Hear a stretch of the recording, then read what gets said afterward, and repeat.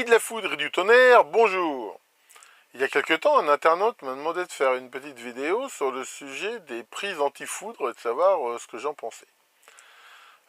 Déjà, le terme n'est pas tellement bien choisi. J'ai fait un petit sondage pour m'amuser. J'ai demandé un peu autour de moi qu'est-ce qu'ils pensaient de l'utilité, à quoi ça servait une prise anti-foudre. Et beaucoup m'ont dit, oh, bah, ça protège si la foudre tombe sur la maison.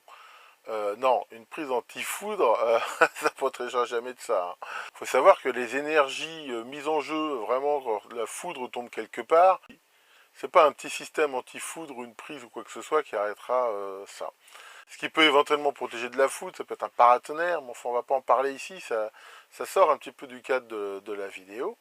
Donc le vrai nom, en fait, c'est des prises anti-surtension.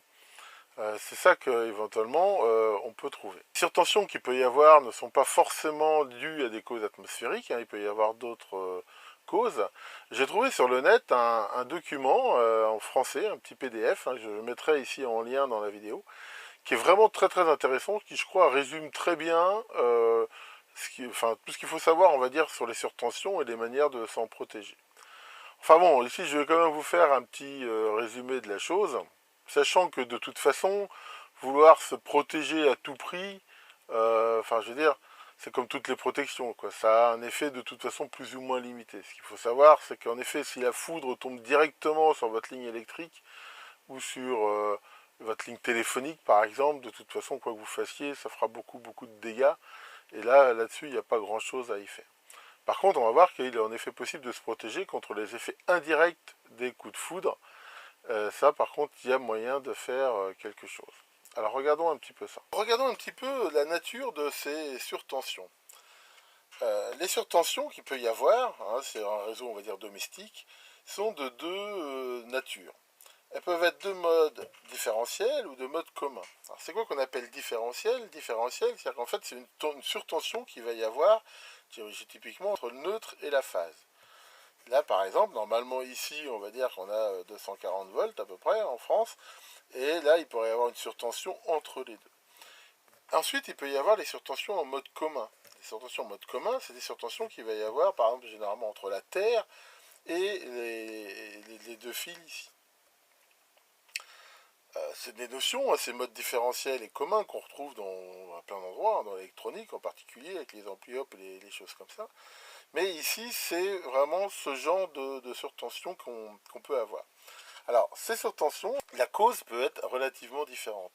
En gros, il peut y avoir une cause qui va être du courant de terre, hein, et ça, c'est ce qui arrive assez souvent. Et bizarrement, si on habite près d'un paratonnerre, par exemple, on sera très exposé à ça. Dans le document que je vous ai mis en pièce jointe, hein, vous verrez, c'est très bien expliqué. La foudre tombe sur le sol, hein, le courant va s'éparpiller, on va dire, dans la terre. Comme la terre elle a une résistance qui est non nulle, et bien comme tout courant dans une résistance, ça fera ici des surtensions qui vont être relativement importantes. Et c'est ça qui fera une grosse surtension entre la terre et la ligne électrique. Cause possible, en fait, c'est un petit peu un effet d'antenne, si on veut. Hein. Imaginons qu'il y ait un éclair, alors ça, qui n'est pas forcément la foudre, hein, ça peut être un éclair, je veux dire, atmosphérique, c'est-à-dire en gros entre deux nuages, qui va faire un champ électromagnétique tellement puissant que les fils ici ils vont servir d'antenne, et là, pour le coup, c'est eux qui vont avoir une tension très forte par rapport à la Terre qui, elle, ne bouge pas. Pour info, le plus gros dégât que j'ai eu chez moi, dû à un problème comme ça atmosphérique, c'est un éclair qui a eu juste au-dessus de la maison. J'étais dehors, je l'ai très bien vu.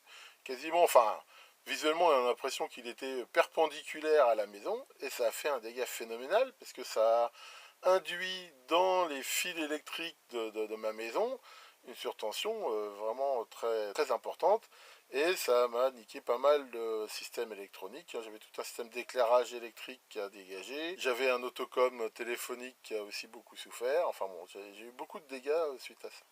Alors comment on peut s'en protéger? Alors il existe différents dispositifs pour se protéger des surtensions. Et on va regarder encore une fois, je reste dans le domaine, on va dire, domestique de l'amateur. Il y a toute la série des éclateurs.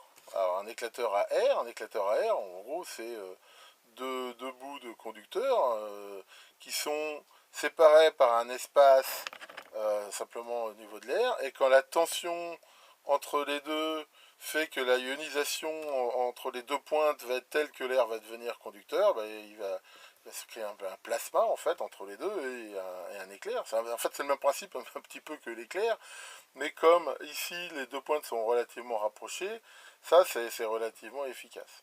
Alors l'inconvénient des éclateurs comme ça, hein, tous les éclateurs on va dire un peu qui soient à gaz ou à air, bah, c'est le problème c'est qu'ils ne s'arrêtent pas. Le risque des éclateurs, c'est qu'une fois que l'arc ici est fait, bah il va y avoir une conduction comme une résistance très faible entre les deux, et si la source de tension ne s'arrête pas, et ben, ça va continuer et il ne va pas s'arrêter. Donc ce genre de surtension, il faut des systèmes. Alors soit avant il y a un système de disjonction qui fait que ça va couper, soit il y a un système qu'on appelle des souffleurs d'arc, enfin là ça devient assez compliqué pour justement arrêter ça. Alors, il y a les éclateurs à air encapsulés, c'est les mêmes, mais la différence, c'est qu'ils sont dans une enceinte, ce qui fait que ça risque pas, par exemple, dans une atmosphère explosive ou autre, de ressortir. Bon, enfin, c'est le même principe. Ensuite, il y a tous les éclateurs à gaz, même principe, mais c'est pas de l'air, c'est des gaz qui vont modifier un petit peu la tension, enfin, le comportement. Alors ça, comment ça se présente? Voilà, là je vous ai mis par exemple un petit éclateur à gaz, hein, je vous avais déjà présenté dans une vidéo que j'ai fait il y a quelques temps. Ceux-là par exemple, ils ont une tension de 90 volts, et quand la tension va dépasser donc les deux, hein, il va se créer un arc entre les deux, ce qui fait que bah, ça va court-circuiter, on va dire, la source. Voilà d'autres systèmes d'éclateurs à gaz. Alors ça c'est des doubles. Voilà, généralement on mettra au milieu par exemple la terre et entre deux lignes, ça c'était utilisé pour protéger un système téléphonique. On peut aussi avoir, alors ça veut dire c'est un petit peu l'éclateur à gaz, je l'ai déjà vu en protection, on va dire c'est un peu l'éclateur à gaz du pauvre. C'est un bête néon. Alors c'est vrai qu'un néon quelque part c'est aussi un éclateur à gaz, dès que la tension va dépasser ici, c'est à peu près 60 volts pour un petit néon comme ça, il va aussi faire ça. Maintenant c'est pas conçu pour ça à l'origine, on va dire, enfin c'est mieux que rien, mais enfin c'est pas terrible. Ensuite, on va avoir les varistances. Alors, les varistances, c'est des choses qui se présentent comme ça, par exemple, ou comme ça. Voilà. Ça, c'est des résistances variables. Tant que la tension aux bornes ne dépasse pas une certaine valeur, elles ont une résistance très élevée. Et dès que la tension aux bornes va dépasser cette valeur-là, elles vont avoir une résistance beaucoup plus faible, donc qui va amortir ça. Donc ça peut absorber des pointes de courant assez importantes. L'inconvénient majeur des varistances, c'est que bah, avec le temps, quand elles ont commencé à avoir des surtensions, elles ne redeviennent pas toujours comme elles étaient, et elles vieillissent en fait. Hein, c'est un peu comme un morceau de métal qu'on plie, qu'on déplie. Bah, au bout d'un moment, il faut les changer parce qu'elles ne sont pas très bonnes. Et à la fin, on a des diodes, alors là ils appellent ça diode d'écrêtage, mais typiquement c'est bah, les fameux transils, hein, je vous ai déjà fait des vidéos là-dessus. Voilà, donc ça peut absorber des pics de courant très importants. Et ça a aussi l'avantage d'être rapide. Hein. Aussi bien l'éclateur que la varistante ont des temps de réaction relativement faibles, alors que ça, c'est beaucoup plus rapide. Alors, ce qu'on va faire souvent, c'est utiliser une combinaison des deux. Hein, par exemple, voilà, varistance plus éclateur, ou ici, vraiment des combinaisons plus importantes. Comment ça se branche ici? Bah, on voit ici, typiquement, la protection, on va dire, un petit peu idéale. C'est que le dispositif entre la phase et le neutre va limiter donc, les surtensions différentielles, alors que entre phase et neutre et la Terre, ça fera la limitation entre modes communs. Il faut savoir que souvent, tout ce qui est perturbation par rapport à des effets atmosphériques, c'est quand même beaucoup plus souvent en mode commun qu'en mode différentiel. Maintenant, ça n'empêche pas qu'il peut y avoir les deux, mais enfin, c'est plutôt ça qu'il faut privilégier. D'ailleurs, on voit ici un schéma qui peut être intéressant. Alors là, on voit ces selfs. Ces selfs ici, elles sont assez intéressantes. Pourquoi? Parce que justement, elles vont faire un petit peu un retard qui va compenser le fait que c'est pas très rapide le temps de réaction des varistances. Vous regarderez dans le document qui joint, c'est pas mal expliqué. Donc ça peut être intéressant. Alors où est-ce qu'on va mettre ces protections-là? Il existe des tas de systèmes qu'on peut mettre au niveau du panneau électrique. D'ailleurs, chez moi, j'en ai un. Alors, ici, je vous montre d'ailleurs la cartouche ici de rechange. Bon, moi, j'ai pris un système Legrand, mais enfin, il y en a d'autres marques. Ces systèmes-là, ils se mettent au niveau du panneau électrique. Et je vous ai mis ici à quoi ça ressemble. Et avec ces petits modules ici en fichable, On les met entre la terre et les deux phases, donc essentiellement une protection en mode commun. Et on les met en série avec un gros disjoncteur. Et l'idée, c'est que s'il y a une surtension qui arrive par la ligne, ici, bah, ça va quand même protéger contre ça. Alors ça, c'est intéressant comme protection, mais pour une surtension qui arriverait, on va dire, de l'extérieur. Dans le cas de ce qui m'est arrivé, par exemple, quelque chose juste au-dessus de la maison, c'est pas terrible, parce que c'est carrément, c'est une surtension qui s'est fait, je vais dire, quasiment entre le compteur et l'utilisation. À ce moment-là, il faut mettre les protections au plus près de ce qu'on veut protéger. Alors, il faut savoir que souvent sur les alimentations, sur les appareils, les télés, les photocopieurs, les ordinateurs, il y a déjà des protections un petit peu anti-surtension qui valent ce qu'elles valent et en fonction de la qualité qui sont plus ou moins bonnes. Mais sinon, en effet, on peut utiliser ces fameuses prises. Alors, ce qu'il faut aussi savoir, c'est que ça n'arrive pas que par l'alimentation. Le fait, par exemple, de débrancher un ordinateur quand il y a de l'orage, c'est malin, sauf si on laisse brancher le câble téléphonique, par exemple. Si on laisse brancher une liaison vers un amplificateur qui lui-même est branché sur quelque chose. Quand il va y avoir une surtension qui va arriver, hein, ça va être un apport d'énergie phénoménal, la tension va devenir très très élevée, la tension va atteindre le niveau de claquage du composant le plus faible, et ben c'est ici qu'il va arriver quelque chose. Alors dans les semi-conducteurs, le conducteur est polarisé en direct comme une diode, bah, il risque d'avoir un courant trop fort qui va le détruire. Soit s'il est polarisé en inverse, si la tension dépasse ce qu'on appelle sa tension d'avalanche maximum, bah là il va devenir d'un coup conducteur, et comme le courant qui passe dedans est très fort, et ben ça va transformer la puce à l'intérieur en une sorte de boule de verre. Pas terrible. D'ailleurs, quand on regarde des composants qui ont eu des surtensions, parfois ils sont coupés, mais très souvent ils sont complètement court-circuités, parce que justement ça a tout fondu à l'intérieur. La protection, il faut faire très très attention et penser à tout ce qui est branché sur un device. Alors pour finalement répondre à la question, est-ce que c'est bien ces fameuses prises? Bah, je dirais c'est mieux que rien. J'en ai ouvert quelques-unes, hein. Je ne peux pas vous en présenter parce que j'en ai pas. Ça m'est arrivé d'en regarder. Très souvent, à l'intérieur, c'est pas grand-chose, hein, généralement, ils se contentent de mettre une baie de varistance.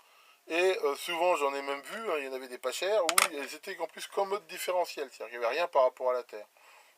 On va dire c'est mieux que rien, mais honnêtement, c'est pas très top. Un système qui va être de qualité aura au moins quelque chose qui va ressembler à ça. Maintenant, en même temps, si jamais il y a eu des surtensions, comme c'est des varistances et que ça vieillit, bon, on ne sait plus trop à quel moment elles ont tellement vieilli qu'elles sont plus très très très bonnes. Il en existe peut-être hein, des professionnels qui sont bonnes. Maintenant, c'est ça qui est très très embêtant, c'est que bah, on ne peut pas trop savoir quand on achète ça. Alors le constructeur va toujours dire que ça protège, que c'est génial et tout. Il faudrait quasiment les démonter pour regarder un petit peu ce qu'il y a dedans. Alors, on peut peut-être se baser un peu sur le prix où on l'achète, sur des trucs professionnels, c'est sans doute un peu meilleur. Mais enfin bon, c'est vrai que maintenant ça veut rien dire. Hein. C'est pas parce que j'en ai vu une fois, ah elle était belle, c'était de l'aluminium, tout. Enfin, ça coûtait très cher, on pouvait croire que c'était de la qualité. Et à l'intérieur, il n'y avait que un truc comme ça.